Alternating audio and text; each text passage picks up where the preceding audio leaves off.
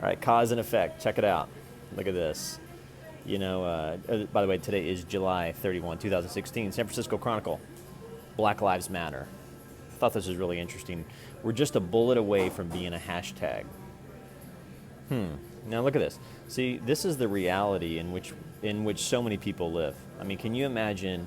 Now, see, I'm a white guy from Oklahoma, so I'm not supposed to be on that side. But I'm also a Jesusite, where he says, "Who's your brother?" And I'm like, well, my brother is my brother. It doesn't matter if they're black, green, whatever.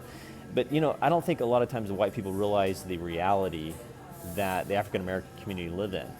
Where you're literally afraid to call for help because you don't know if that's going to be your reality. Now, here's the cause, or here's the effect. Check it out. Now, look at this. This is also from the Chronicle. It's from the Insight section, July 31, the Insight. Now, look at this here. Look at this. And it says, "Court schools, a last stop for troubled kids." Well, guys, hello, like cause and effect. If this is your reality growing up, imagine your formidable years. You're growing up. You're not going outside to play. You're not, you don't feel protected by the cops. If this is your reality, if you live in that type of fear, guess what happens to your brain?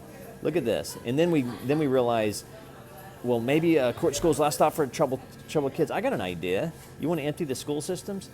How about we work on all sides of the equation? And one of the things we have to address in this country is the way police treat African Americans. I mean, the amount of evidence out there is unmistakable. In fact, it's willful denial. There are bad cops, and we need to address that. There are good cops, there's bad cops. It's not about, whose lives matter. All lives matter. But what's really important is we have to look at each piece of that. We have to look at the poverty. We have to look at the fact that a lot of times these kids grow up with fatherless kids. Like, this is the reality right here. This is the average African American reality. Some white chick looking at him going, "What? You get your shit together," while he has no father.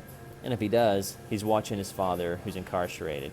So here is the reality, or here's the effect from the reality of the African American experience. So we have to have an honest conversation. So Black Lives Matter. Guys, it's time to start connecting these dots. Who's your brother? Who's your brother?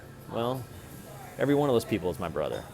And we need to start thinking about that. And we need to start having honest conversations from the church to political.